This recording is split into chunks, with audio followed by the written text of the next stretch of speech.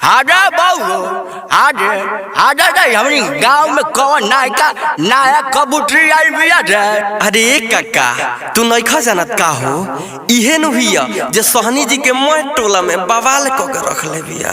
अरे बाबू अरे हविया हिया का रे। अरे तनी गाँव ना तनी गा का सुनाओ ना रे दादा तनी हमारो मियां टन ना जावा।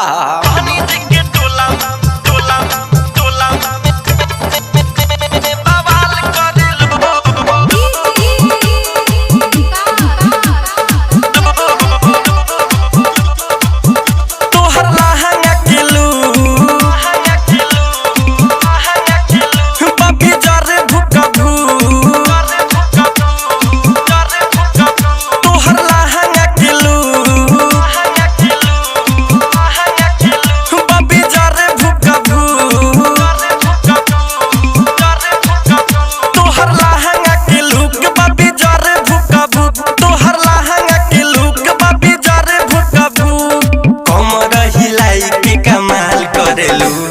सोहनी जी के टोला में बवाल करेलू। सोहनी जी के टोला में बवाल करेलू। सोहनी जी के टोला टोला टोला बवाल करेलू। माँ जगदम्बा रिकॉर्डिंग स्टूडियो माधोपुर।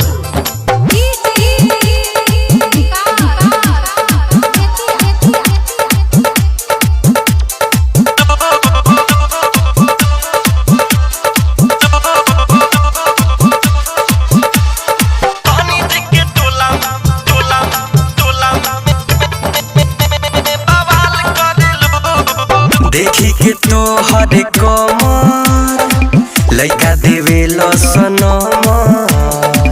देखी के तो हर कमर लइका देवे सनम। तोहर गोदे गोदे गाल गाल गाल ऊपर उठ लाल लाल लाल लाल। तोहर गोदे गोदे गाल ऊपर उठ लाल लाल। देह छुआला पसवाल करेलू। सोहनी जी के टोला में बवाल करेलू। सोहनी जी के टोला में बवाल करेलू। सोहनी जी के टोला टोला टोला बवाल करेलू।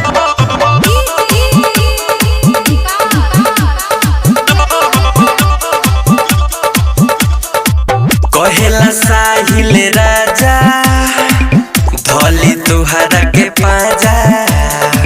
कहेला साहिल राजा धोली तुहरा के पाजा। सुजित सूर्या से बचो बचो बचो नहीं ओई से मचो मचो मचो। सुजित सूर्या से बचो नहीं ओई से मचो। राजा मासूम संगे हलाल करेलू। सोहनी जी के टोला में बवाल करेलू। सोहनी जी के टोला में बवाल करेलू। माँ जगदम्बा रिकॉर्डिंग स्टूडियो माधोपुर।